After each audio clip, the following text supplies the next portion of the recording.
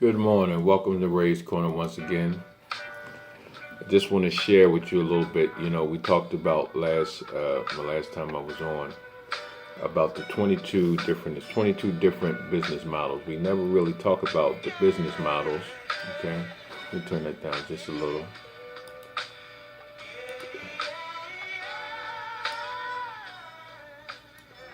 So we open up businesses. We never talk about the 22 business models that are available. Do we fit the right model for our business? I know I got some sun here, but the sun is feeling good on me. So what I want to talk about today, there's 22 business models, but there are 7 criteria that you can use to find out what business model is best for you.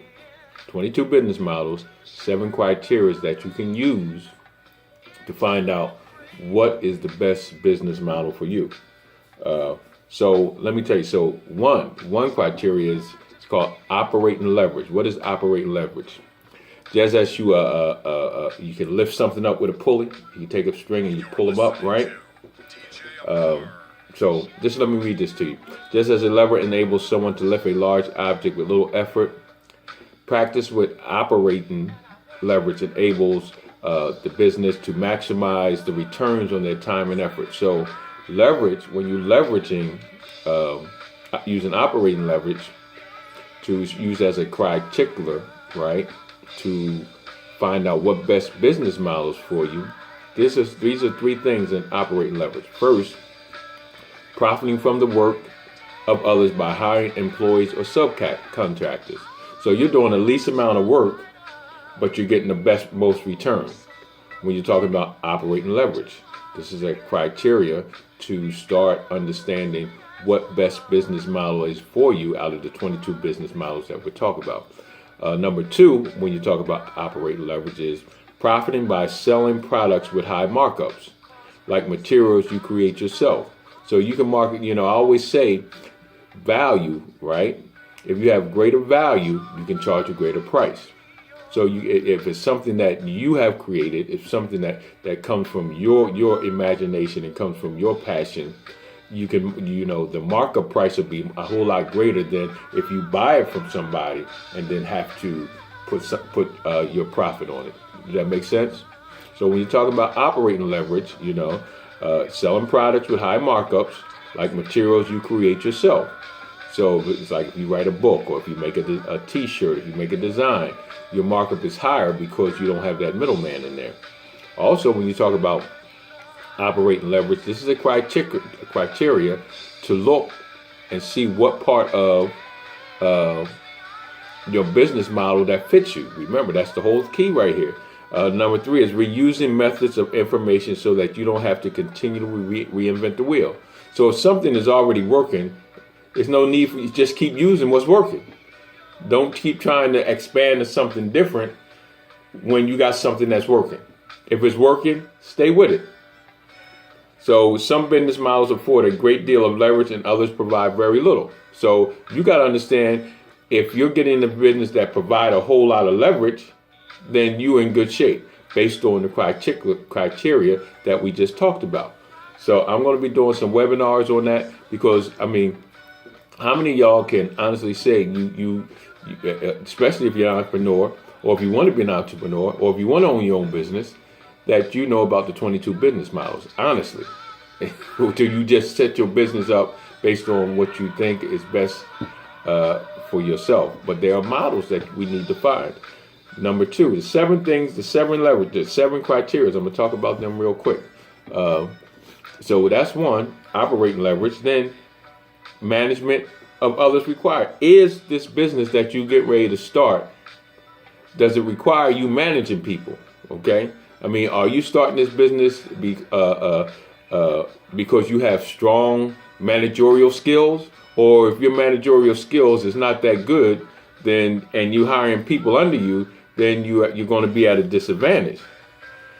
Some business models require managing others and some do not. So if you're not a good manager of business, then more than likely you want to try a model where you don't have to manage people. Okay, and like I said, it's 22 different models. We'll get to that after we talk about the criteria that you need to use to find out what business model you want to use.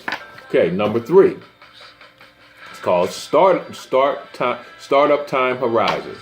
What does that mean? Startup time horizon. A number of business models can be started immediately, while others require the investment of time for upfront development of products or services. So watch this. So you need to understand what is the startup time, or what's on the horizon. How long is going to get you to where you need to be? Are you going to use a model that allows you for? Let me give you an example.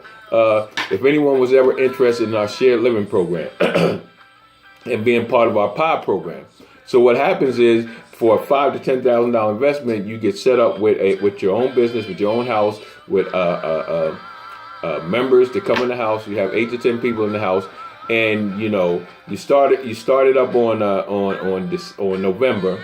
By December 5th to the 10th, you're already starting to get a return on your investment, because those things are immediate returns, and it doesn't take a lot of money to start it up. So that's the thing you need to realize. If you don't have a lot of capital, are you going into a business that's going to take a while to build up, and you still have to buy inventory and salaries and all that stuff? Or are you going to use a model that allows you within the first 30 to 60 days start seeing something on your return? So that's startup time horizon. Number 4, ongoing marketing required. It is what you're going to do. Are you going to have to keep marketing? How some business requires less ongoing marketing than others. So you need to understand the business model that you get. Are you going to have to? It's going to be a cost to market, and how do you market your particular business? Okay.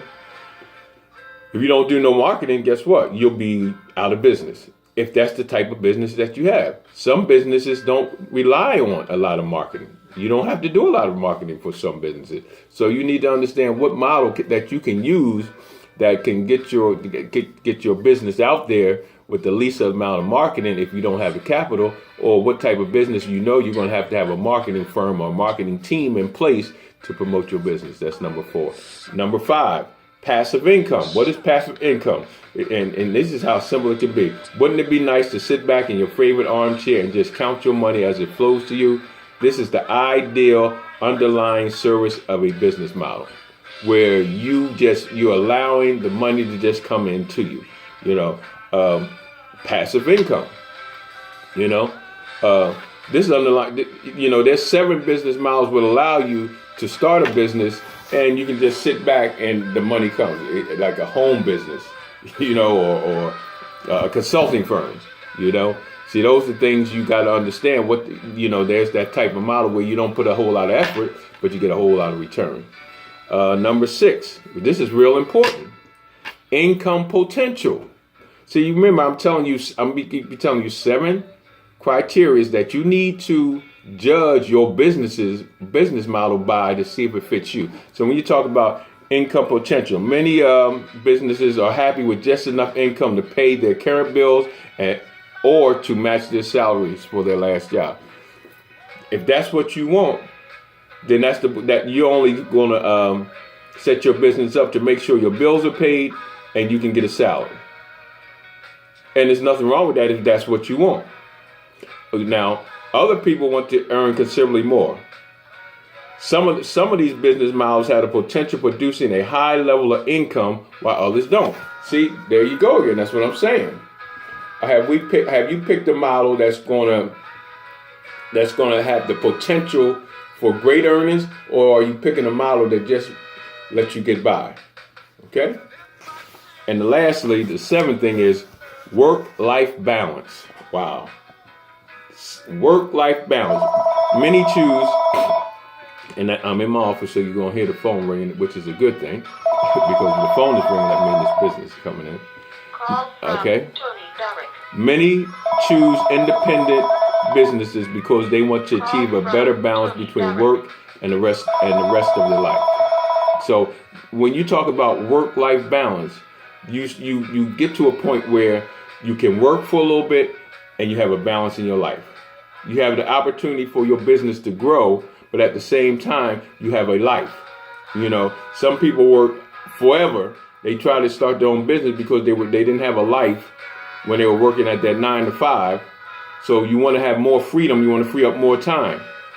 So what this is you're trying to seek control of your time. You see?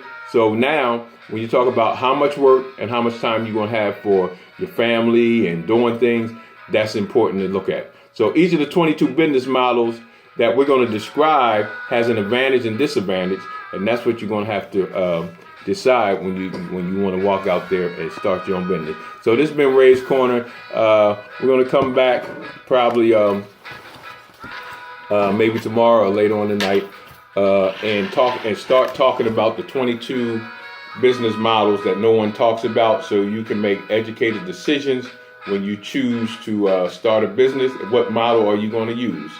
And we gave you the 7 criteria. If you want to get some more information or have a workshop that I'll have me come out to your organization or your business, go to Exodus House. Go to www.exodushouseno.com. Go to our contact page. You can email me, contact me. I can get back with you. Pretty soon I'm getting ready to start doing some webinars on business consulting. How do you succeed? I'm going to do some things on leadership. Of course, it'll be a $20 fee for these webinars, which is okay because the value that you get out of it is a whole lot greater. But once again, we gave you the 7 criteria of what to use when you want to pick a business model. We're going to start talking about the business model tonight or even tomorrow. If you enjoy what we're talking about, this is also going to be on my YouTube. Go to Ray's Corner, the number 1, Ray _S Corner, number 1. You'll see a lot of my teachings on there. But if you want to continue to get more information about these models and you think this is a good presentation, just put a like down there, put your name, give me some contact information, see how you can be a part of Exodus House Consulting Firm, Exodus House Investment Firm, Exodus House Incubation Program, Exodus House Pod Program. So you see we have all those different things. We also do Exodus House, and this is something on the side. I support a lot of writers, buy books, and I sell them back, not so much to make money, but to give them more exposure at the same time. So once again, this has been Ray's Corner, okay? Coming to you live. Well, it ain't live when you get it, but if you enjoyed this teaching, if you want us to come out, remember, go to www.exodushouseno.com. Go to my contact page, email me if you want to learn how to be a part of the firm. Ray's Corner, Cam, New Jersey in house. Peace. Holla.